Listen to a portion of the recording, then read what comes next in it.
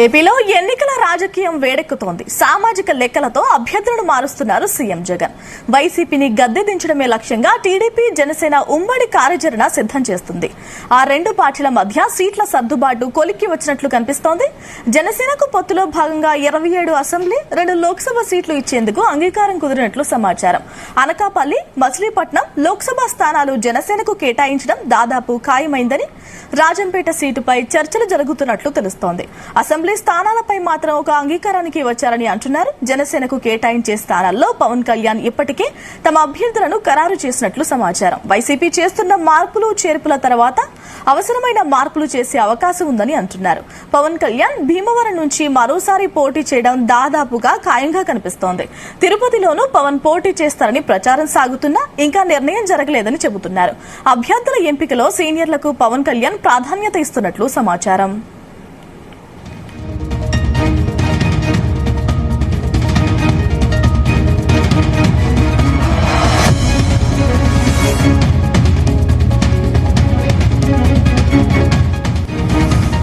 ఓవైపు అధికార party YCP అభ్యర్థులను మారుస్తూ, సామాజిక లెక్కలతో అభ్యర్థులను మారుస్తూ తను ప్లాన్ చేస్తుంటే, ఇటుపక్క టీడీపీ, జనసేన కూటమి కూడా అభ్యర్థులపై ఫోకస్ చేసింది. ఇప్పటికే పొత్తులో భాగంగా జనసేనకు 27 అసెంబ్లీ, 2 లోక్సభ సీట్లు ఇస్తున్నట్లు కూడా తెలుస్తోంది. మరోసారి భీమవరం నుంచి లేదంటే తిరుపతి నుంచి 2 చోట్ల పవన్ కళ్యాణ్ పోటీ చేస్తున్నట్లు తెలుస్తోంది. అసలు ఓవరాల్ గా అసలు ఏపీ రాజకీయం ఎలా ఉందో తెలుసుకునే ప్రయత్నం చేద్దాం. మా ప్రతినిధి రామకృష్ణ అడిగి.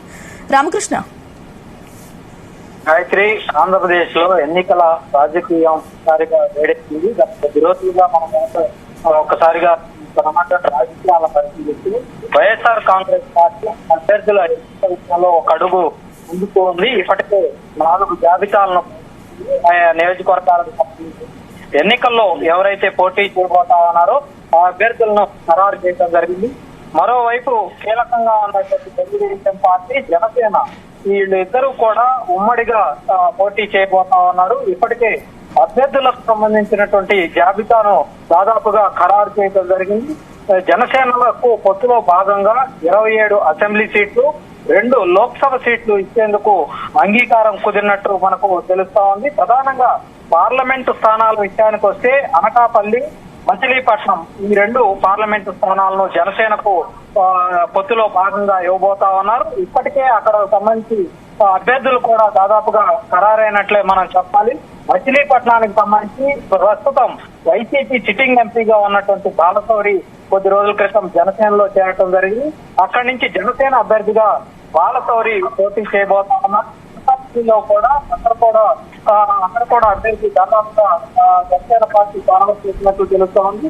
మొత్తానికి గనక చూసుకున్నట్లయితే వైసీపీలో ప్రస్తుతం 5వ జాబితా తరువాత వచ్చే మార్పులు చేర్పులు అనుగుణంగా మరికొంతమంది మార్పులు చేర్పులు జాబితాలో మార్పులు చేర్పులు చేసే అవకాశం అయితే ఉన్నట్లు మనకు తెలుస్తా ఉంది. అయితే ప్రస్తుతానికైతే అసెంబ్లీకి సంబంధించినటువంటి సామాజిక సమీకరణ నేపథ్యంలో అక్కడ అసెంబ్లీకి అభ్యర్థులను ఇప్పటికే ఖరారు ఇచ్చినట్లు మనకు పక్కా సమాచారం అవుతుంది.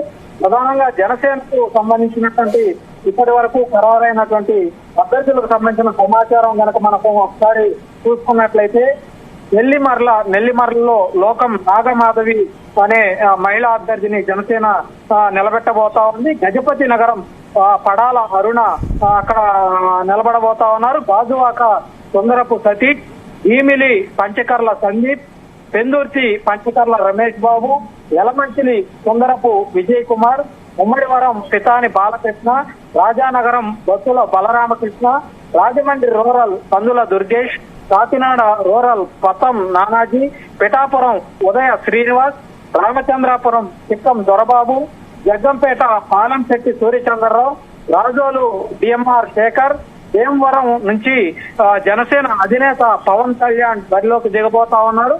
తణుకు విడవడ రామచంద్రరావు, తేడాపల్లి గూడెం బొలిశెట్టి శ్రీనివాస్, నరసాపురం బొమ్మిడి నాయకర్, విజయవాడ వెస్ట్ నుంచి పోతిన మహేష్, జనాల్ నుంచి నాదెండ్ల మనోహర్, గిద్దలూరు నుంచి ఆమంచి శ్రీనివాసరావు పేర్లు ఇప్పటి వరకైతే జనసేన రూపొందించినటువంటి జాబితా ప్రకారం వీళ్ళు బరిలో నిలిచే అవకాశాలు కనిపిస్తా ఉన్నాయి. అదే క్రమంలో భీమవరం నుంచి జనసేన అధినేత పవన్ కళ్యాణ్ పోటీ చేయబోతా ఉన్నారు. అయితే ఆయన మరో స్థానంలో కూడా పోటీ చేసే అవకాశాలు ఉన్నట్లు మనకి సమాచారం ఉంటుంది.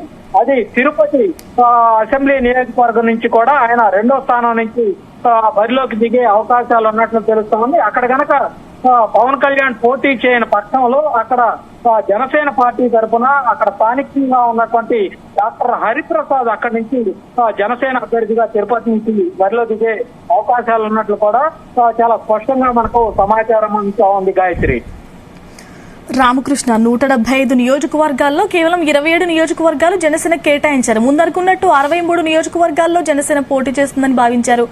ఈ లెక్కలు ఏమైనా మళ్ళీ మారే అవకాశం ఉందా? గాయత్రి, మీరు తప్పనిసరిగా, ఎందుకంటే మనం రాజకీయ పరిణామాలు ఎప్పుడు ఏ విధంగా మారతాయో తెలియనటువంటి పరిస్థితి. ప్రస్తుతం నడుస్తున్నటువంటి చర్చ ప్రకారం అయితే జనసేన తెలుగుదేశం కూటమిలో భారతీయ జనతా పార్టీ కూడా చేరబోతుందనేది మనకు కొద్దిసేపటి క్రితం అందినటువంటి సమాచారం. ఆ సమాచారం ప్రకారం పార్లమెంటు సీట్లకు సంబంధించి 5 పార్లమెంటు స్థానాలను జనసేనకు ఈ పొత్తులో కేటాయించబోతా ఉన్నారు. అదే విధంగా 10 నుంచి 7 అసెంబ్లీ స్థానాలను కూడా జనసేన పార్టీకి ఈ పొత్తులో భాగంగా కేటాయించే అవకాశాలు ఉన్నట్లు చాలా స్పష్టంగా అందుతా ఉంది. మనకు తాజాగా ఏ అయితే భారతీయ జనతా పార్టీ కేటాయించే అసెంబ్లీ స్థానాలు ఉన్నాయో ఆ స్థానాలకు ఏ అభ్యర్థులు ఎవరైతే పోటీ చేయబోతా ఉన్నారో దానికి సంబంధించినటువంటి జాబితా కూడా మన దగ్గర ఉంది. దానికి సంబంధించిన వివరాలను కనుక మనం పరిశీలిస్తే భారతీయ జనతా పార్టీకి ఈ ఉమ్మడి బీజేపీ, టీడీపీ, జనసేన పొత్తులో ఉమ్మడిగా బీజేపీకి 5 పార్లమెంటు స్థానాలను కేటాయించబోతా ఉన్నారు. వాటిలో విశాఖపట్నం, రాజమండ్రి, రాజంపేట, తిరుపతి, నర్సాపురం ఈ 5 పార్లమెంటు స్థానాలు ఉండబోతా ఉన్నాయి. ఇప్పటికే విశాఖపట్నానికి సంబంధించి జీవీఎల్ నరసింహారావు ఇప్పటికే తో పాటు సీఎం రమేష్ వీళ్ళిద్దరి పేర్లు విశాఖపట్నం పార్లమెంటు స్థానానికి భారతీయ జనతా పార్టీ పరిశీలన చేస్తా ఉంది. ఇక రాజమండ్రికి సంబంధించి ఆంధ్రప్రదేశ్ బీజేపీ అధ్యక్షురాలైతే ఎవరైతే ఉన్నారో పురంధేశ్వరి రాజమండ్రి స్థానం నుంచి పోటీ చేయబోతున్నట్లు తెలుస్తా ఉంది. రాజంపేట నుంచి నల్లారి కిరణ్ కుమార్ రెడ్డి లేదంటే ఆ పార్టీ సీనియర్ నేత సత్యకుమార్ వీళ్ళ ఇద్దరి పేర్లు పరిశీలనలో ఉన్నట్లు తెలుస్తా ఉంది. తిరుపతి నుంచి రత్నప్రభ రిటైర్డ్ ఐఏఎస్ ఆఫీసర్, గతంలో కూడా ఆమె అక్కడి నుంచి పోటీ చేయడం జరిగింది. ఆమె పేరు ఖరారైనట్లు కూడా మనకు స్పష్టమైన సమాచారం ఉంటుంది. ఇక భారతీయ జనతా పార్టీకి సంబంధించి కేటాయించే అసెంబ్లీ స్థానాల విషయానికి వస్తే విశాఖ ఉత్తరం నుంచి విష్ణుకుమార్ రాజు పోటీ చేసే అవకాశాలు ఉన్నాయి.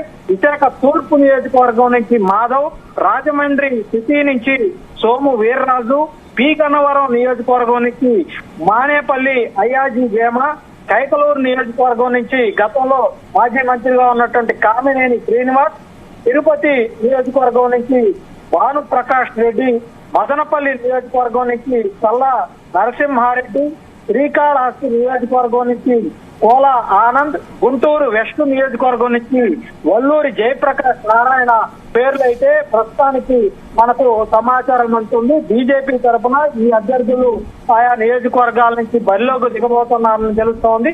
ఏదేమైనప్పటికీ కూడా ఈ నెలాఖరికి ఒక క్లారిటీ వచ్చే అవకాశం అయితే ఉంది. పొత్తుకు సంబంధించి భారతీయ జనతా పార్టీ కూడా ఈ జనసేన టీడీపీ కూటమితో కలవబోతుందా లేదనేది ఈ నెలాఖరికి ఒక స్పష్టత వచ్చే అవకాశం ఉన్నట్టు తెలుస్తా ఉంది. అటు రాజకీయ వర్గాల నుంచి మనకు అందినటువంటి సమాచారం అయితే ఇటీవల అయోధ్య రామ మందిర ప్రారంభోత్సవ కార్యక్రమానికి కూడా చంద్రబాబు వెళ్ళడం జరిగింది. అక్కడ బీజేపీ నేతలతో కూడా ఇదే విషయం మీద చర్చించినట్టు తెలుస్తా ఉంది. తప్పనిసరిగా ఆంధ్రప్రదేశ్ లో రాబోయే ఎన్నికల్లో బీజేపీ, జనసేన, తెలుగుదేశం పార్టీ ఉమ్మడిగా ఎన్నికలను ఎదుర్కోబోతున్న విషయం అయితే చాలా స్పష్టం. అది స్పష్టత అయితే వచ్చింది. 3 పార్టీలు కలిసి ఎన్నికలకు వెళ్లబోతా ఉన్నాయి. గాయత్రి, రామకృష్ణ, జనసేన పార్టీ ఎప్పటి నుంచో ఉన్నా కూడా కానీ ప్రభావం చూపించలేకపోయింది. లాస్ట్ ఇయర్ ఎలక్షన్స్ లో కూడా కేవలం ఒక్క రాజుల నియోజకవర్గంలోనే విజయం సాధించింది. అసలు అభ్యర్థుల ఎంపికలో ఎలాంటి జాగ్రత్తలు తీసుకుంటోంది? అంటే ఇప్పటికే తెలుగుదేశం పార్టీ, జనసేన ఇద్దరు కలిసి కూర్చొని అభ్యర్థులను ఎంపిక విషయంలో చాలా జాగ్రత్తలు తీసుకుంటా ఉన్నారు. ఇప్పటికే బయట నుంచి కూడా వాళ్ళకు కొంత సమాచారం ఉంది. పార్టీ ఇంటర్నల్ గా కూడా కొంతమందిని అంటే ఇప్పుడు అధికారంలో ఉన్నటువంటి పార్టీ కొంతమందిని జనసేన పార్టీలోకి పంపించి ఆ తర్వాత కోవర్ట్ ఆపరేషన్ చేసే అవకాశాలు ఉన్నట్లు కూడా ఇప్పటికే తెలుగుదేశం నేతల వద్ద ఆ పార్టీ అధిష్టానం వద్ద సమాచారం ఉంది. ఇదే సమాచారాన్ని జనసేన అధినేత పవన్ కళ్యాణ్ దృష్టికి కూడా తీసుకువెళ్ళటం జరిగింది. ప్రస్తుతం ఎవరైతే వలసలు అధికార పార్టీ నుంచి జనసేన వైపు తెలుగుదేశం పార్టీ వైపు వస్తున్నారో ఆ వచ్చే అభ్యర్థుల విషయంలో ఆచితూచి వ్యవహరించాలని ఇద్దరు కూడా ఒక నిర్ణయానికి రావటం జరిగింది. అదే విషయాన్ని పవన్ కళ్యాణ్ కూడా చంద్రబాబు చాలా స్పష్టంగా తెలియజేశారు. ఎవరిని పడితే వాళ్ళని పార్టీలో చేర్చుకోవద్దు అనేది చాలా స్పష్టంగా ఇద్దరు కలిసి కూర్చొని ఒక నిర్ణయం తీసుకున్నారు. నమ్మకస్తులు ఎవరైతే ఉన్నారో వారిని మాత్రమే పార్టీలోకి రానివ్వాలి. ఒకవేళ పార్టీలో చేర్చుకున్న టికెట్లు కేటాయించే విషయంలో మాత్రం ఆచితూచి వ్యవహరించాలన్నటువంటి నిర్ణయానికి వాళ్ళు వచ్చినట్లు తెలుస్తా ఉంది. ఈ క్రమంలోనే అభ్యర్థుల ఎంపిక విషయంలో కూడా చాలా జాగ్రత్తలు వహిస్తా ఉన్నారు. ప్రస్తుతం అయితే కొంతమంది ఎంపిక చేసినప్పటికీ కూడా 5వ జాబితా వైఎస్ఆర్ కాంగ్రెస్ పార్టీ 5వ జాబితా వచ్చిన తర్వాత మరికొంతమందిని మార్పులు చేర్పులు చేసే అవకాశాలు కూడా ఉన్నట్టు మనకు సమాచారం ఉంది. Gayatri. Right Ramakrishna, thank you.